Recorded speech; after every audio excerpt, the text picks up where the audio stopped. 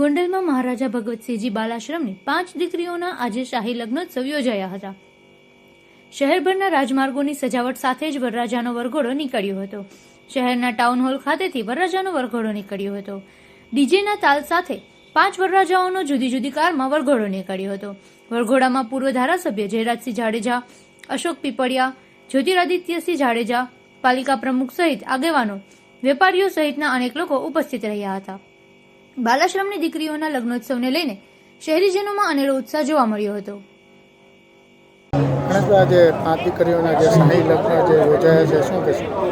આજરોજ ગોંડલ નગરપાલિકા સંચાલિત બાલાશ્રમ ખાતે જ્યારે 5 દીકરીઓના લગ્ન થઈ રહ્યા છે ત્યારે આપ સૌ જાણો છો કે જે રીતે 1 મહિના દિવસથી ગોંડલ શહેર ને ગોંડલ તાલુકાના લોકો જે રીતે આ લગ્નને એક સફળ અને શાહી લગ્ન બનાવવા માટે થઈ જે રીતે પૂરા જોમ અને જુસ્સાથી મહેનત કરી રહ્યા હતા.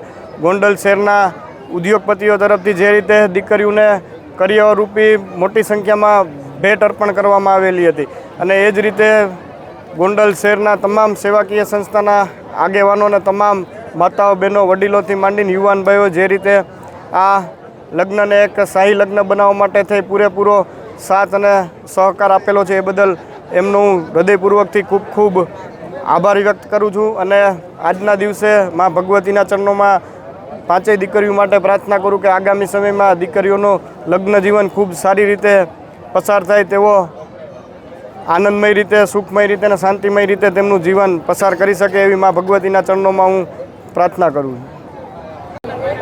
આજે ગોંડલ ખાતે ભગવતસિંહજી બાલા આશ્રમની 5 દીકરીઓના શાહી લગ્ન પ્રસંગે આજે ગોંડલ ગામમાં ખૂબ મોટો ઉત્સવ જોવા મળ્યો છે અને આખું ગામ શણગારવામાં આવ્યું છે અને આખા ગામને એમ છે કે અમારી દીકરીના લગ્ન થાય છે એ રીતે અત્યારનું માહોલ જોવા મળી રહ્યું છે.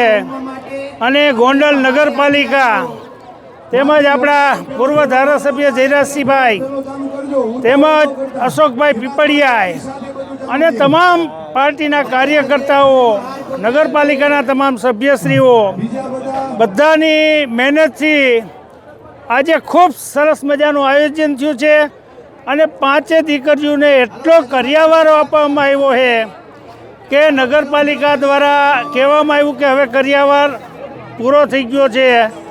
એ રીતે આજે આખા ગામે પોતાની દીકરીઓ ભણતી હોય એ રીતે ભવ્ય રીતે આજે આ લગ્ન કર્યા છે. તો આ તકે ગામના તમામ જે લોકોએ અહીંયા સેવા આપી છે, મદદ કરી છે તેવા તમામ લોકોને હું ખૂબ ખૂબ અભિનંદન પાઠવું છું અને ભગવાન દ્વારકાધીશ જે લોકોએ આમાં આપ્યું એને અનેક ગણું કરીને આપે એવી દ્વારકાધીશના ચરણોમાં, માના ચરણોમાં પ્રાર્થના.